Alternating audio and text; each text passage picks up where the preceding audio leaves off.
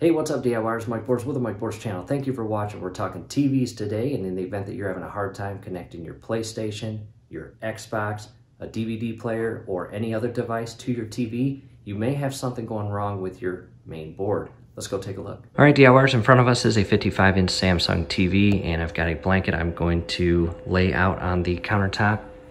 And let's go to the back side of the TV. Here are all your ports. You've got your coax, your HDMIs, and several others. And if you are having a hard time connecting to devices that are hooked up, whether it is HDMI, coax, or the additional ports, take a couple seconds and inspect these ports. Make sure that there's no lint, dust, dirt, or debris that is interfering with the connection point. And if there is, carefully clean it out.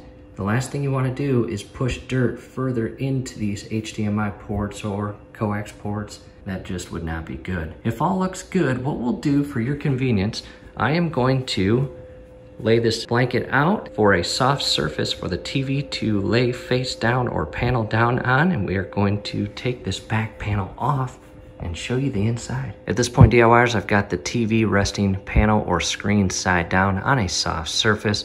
We need to remove this back panel. It's held on by a bunch of Phillips screws, and they're everywhere, and some are hiding. It's important to know, once you remove all those screws, this panel should come off extremely easily. If it does not, you're missing a screw. Try to find it.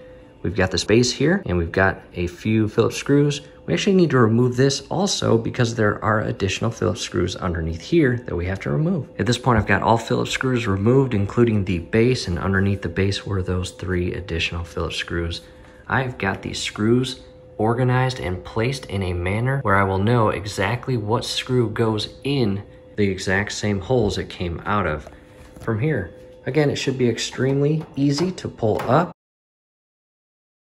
And again, if it's not pulling up extremely easily, you're missing a screw. We'll go ahead and pull this off with both hands. All right, DIYers, with the back panel removed, you can see all your parts. There's the main power board. It's brown. It feeds power to our main board. And we just talked about this board with our coax connection, our HDMIs, and a couple other connection ports. And after you remove this back panel, take a couple minutes and inspect the entire board and all of its connection points. Make sure every connection point is properly in and secured. Do not damage any wiring. These are your ribbon wire connections, and make sure that those are secured. In the event that you have any dust or dirt or grime on this board, that can cause havoc on your TV. And here are all the back side or inner portions of those connections. Check and make sure that there are no signs of damage, no dust, no dirt, or anything that could cause harm or interference with the connection and signal of those ports. If all looks good and you re-secure the back panel and you're still having trouble, hey, chances are it's time to replace your main board. And in the event that you run into that, scrolling above is a friendly step-by-step video on how to properly and safely replace your main board. You may find that very helpful. Definitely check it out. Hopefully this helps. Do us a favor, below the video you'll see that thumbs up icon. Click on that, like the video, subscribe to the channel. Definitely ring your YouTube bell. That would be very helpful to us. We would really appreciate it. Thanks again for watching.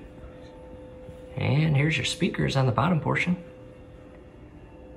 Pretty cool.